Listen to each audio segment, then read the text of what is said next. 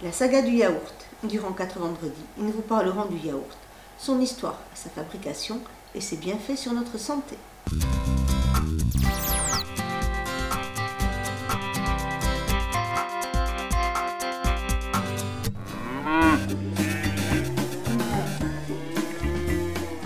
Au menu de ce magazine vachement bien, une question. Le yaourt, c'est fait avec quoi? Pour y répondre, nous entendrons tour à tour votre point de vue et l'éclairage d'un expert. Ensuite, nous aurons la confirmation que bon lait rime forcément avec vache heureuse, avec l'interview de Karine, une pro du pot. Puis, nous avons cherché à savoir quels étaient les produits laitiers préférés des Français et pourquoi le yaourt c'est drôlement bon pour la santé. Enfin, nous vous conterons la véritable histoire de cet aliment immémorial. Le Mag-Info du yaourt, c'est parti!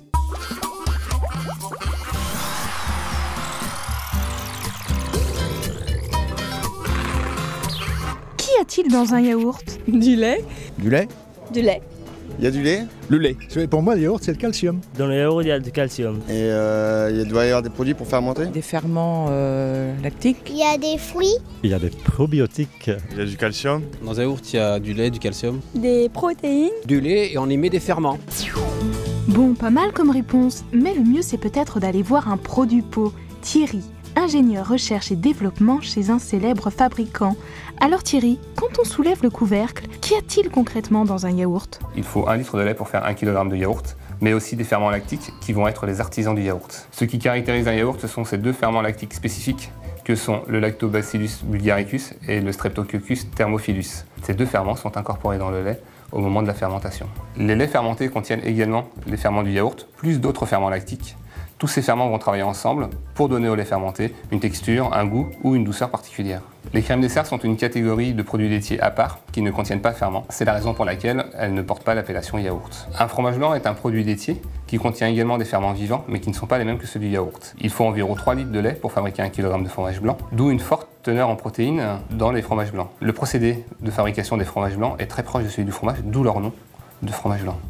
Merci Thierry. Dans un bon yaourt, il y a naturellement du bon lait. Mais pour ça, il faut bien s'assurer que le bonheur est dans le pré et dans les tables. Et ça, c'est le rôle de Karine, animateur relations producteurs. Explication. On fait la visite de l'ensemble de l'exploitation. On regarde l'état des animaux, le couchage des animaux, l'alimentation. Ensuite, on fait le tour de la partie laiterie, le tour de la salle de traite. Et puis, on a toute une vérification au niveau des documents, donc notamment la traçabilité de l'aliment. Le bien-être des animaux est essentiel à la qualité du lait parce que je pars du principe qu'une vache qui est bien, qui mange bien, donne un lait de qualité.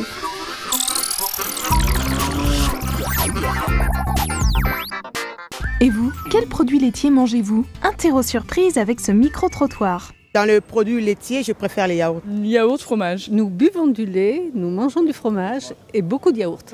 Je prends du lait, du fromage, des yaourts, un peu de tout. Je préfère le lait et le yaourt. Écoutez, un peu de tout, du lait, du fromage, des yaourts aussi. Yaourt et fromage. Je préfère le lait. Du lait, des yaourts et du fromage. Alors est-il essentiel pour sa santé de consommer des produits laitiers? Écoutons les explications de Sophie Thierry, diététicienne nutritionniste.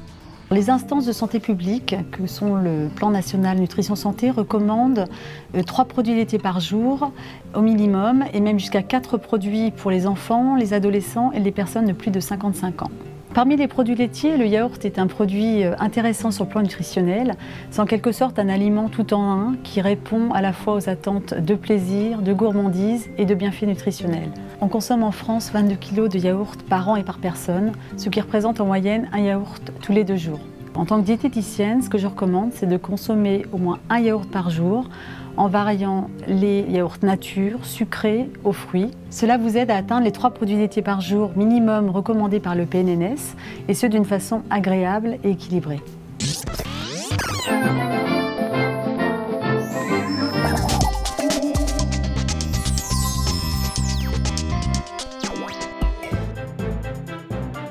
Mais à quand remonterait le premier yaourt? Tournons les pages de cette grande histoire avec le professeur Bourliot. L'histoire des laits fermentés et donc du yaourt suit étroitement l'histoire du lait. Et la technologie laitière remonte à 5 ou 6 000 ans. Si l'on en croit la Bible et les légendes, la fabrication du yaourt a été découverte par hasard.